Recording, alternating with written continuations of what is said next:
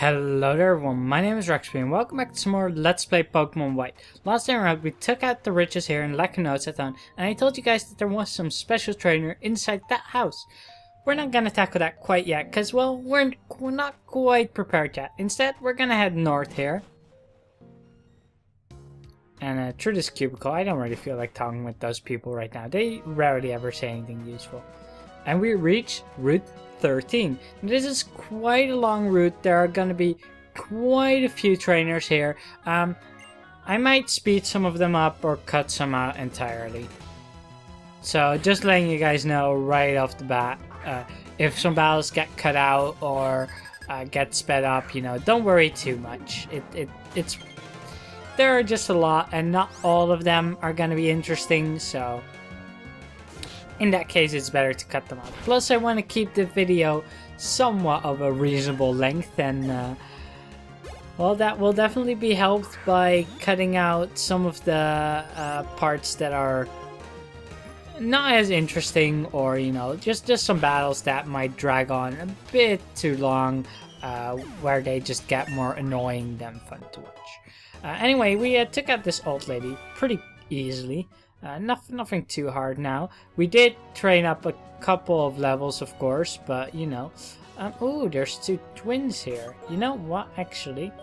I want to have Titan in together with Prototype. And then I want to battle you two. Because I believe they have a very interesting combination, or well, a very typical combination. The combination you would think of whenever you think of double battles, and that's Wingull and Minun.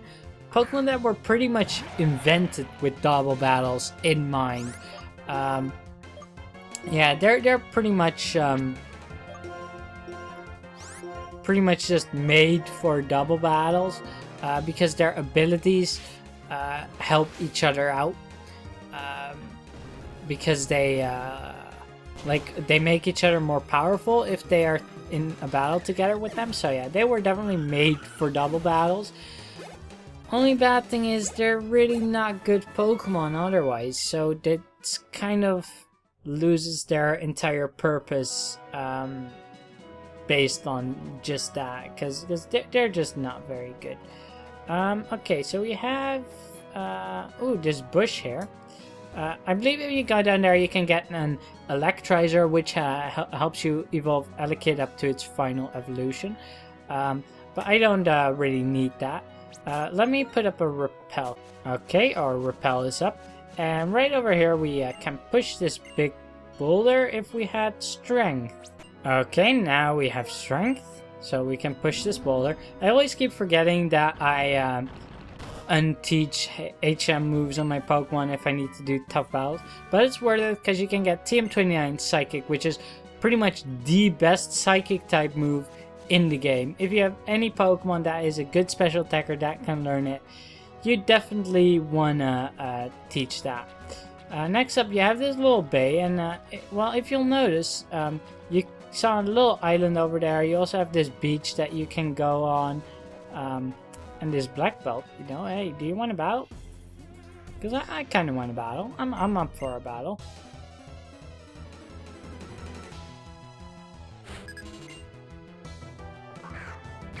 Okay, he starts off with a sock. That kind of lets me think he probably is going to have a Throw as his second Pokemon. It just kind of seems like something these black belts do. If they have a sock, they also have a throw. And he used a very stupid move because I'm pretty sure that Sock has Sock's ability is Sturdy. So with Sturdy, he would have survived with 1 hit point regardless. So using Endure on his first turn was just entirely pointless. On the second turn, it helped him because he just survived. And oh no, he has a Hitmonlee. Well, that's a lot more cool. Oh, but he also just uses Endure. So this is just someone who wants to stall. It really isn't challenging because Prototype is still faster. So he can just do Endure, and it will, you know, as long as he does it and it works, he'll hang on. But it won't like make him win the battle. It'll just waste some of my PP, which, I mean, it's annoying for me, but it doesn't do him any good, so to speak. Let's just keep using Crunch. Yeah, there we go. Endure Field. It can't be used too many times in a row. That would be a little broken. Anyway, we take him out. Good, good. Because it would have been really annoying if he could have just used that indefinitely. But that seems to be all that's down here. So instead, let's go ahead and surf over to, well, this little island over here. Because, well, this island, it just has like dark grass with high level Pokemon. But I believe that if we get our dowsing machine out, it also has, oh, we should put up a new repel.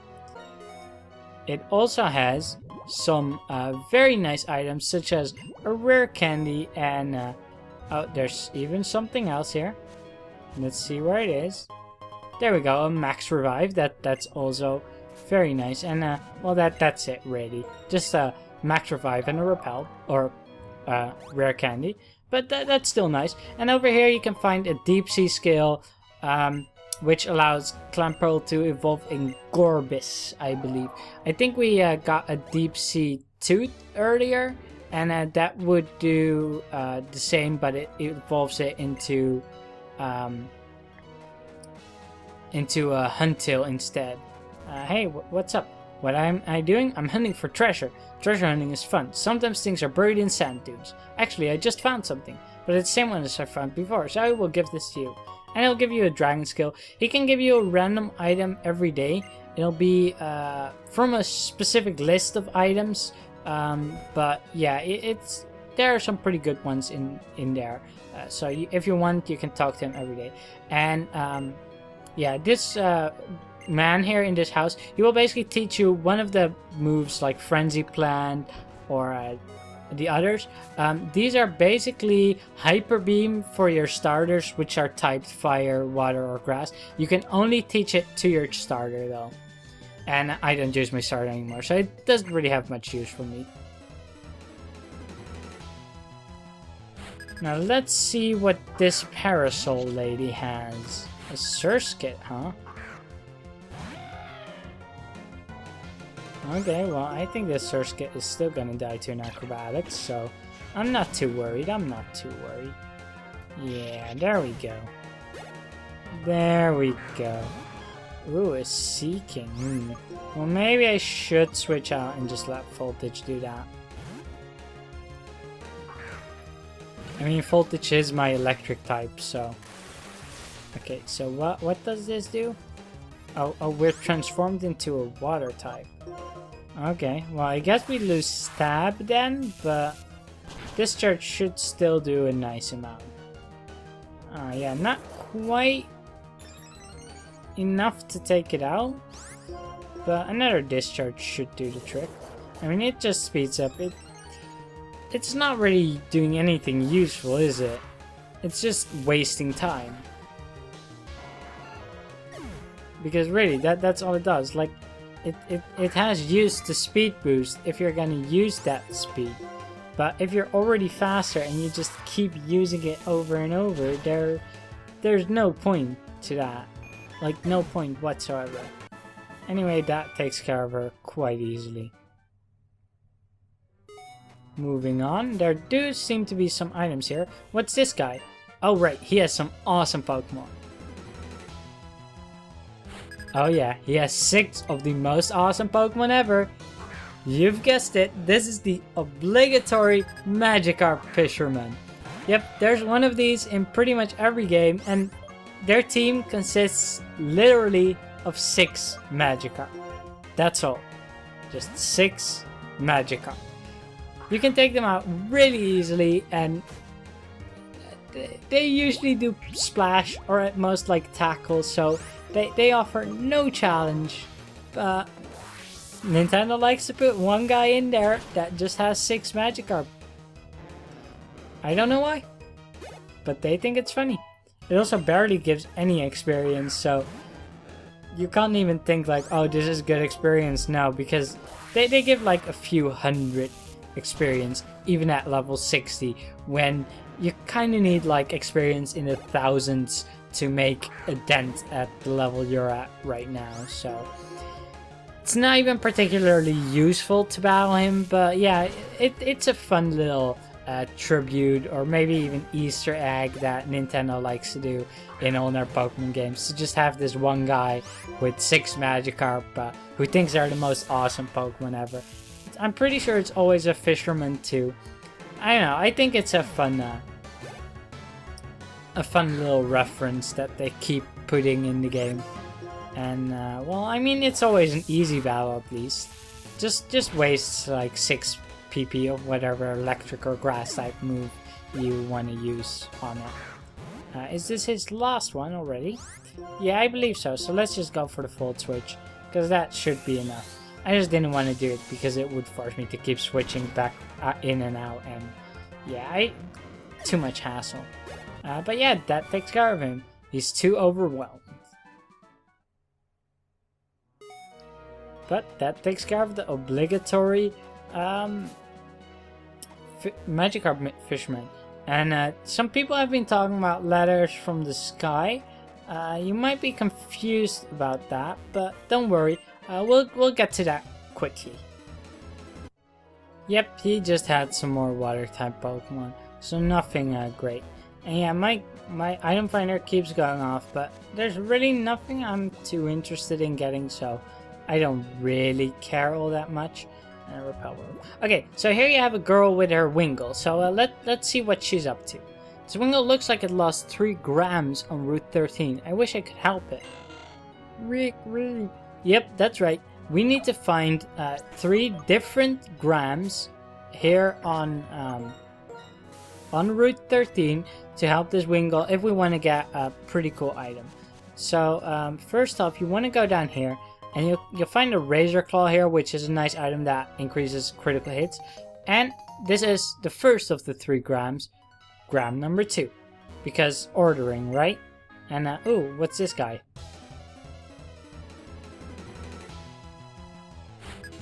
A painter, huh? With a Camerupt? Well, who do we send out? Titan? Okay. Now this could be interesting, because if we outspeed it, an Earthquake will kill it. Okay, good. We outspeed it. But I was gonna say if we don't outspeed it, then Camerupt will use Earthquake or like Flamethrower or something and will probably die.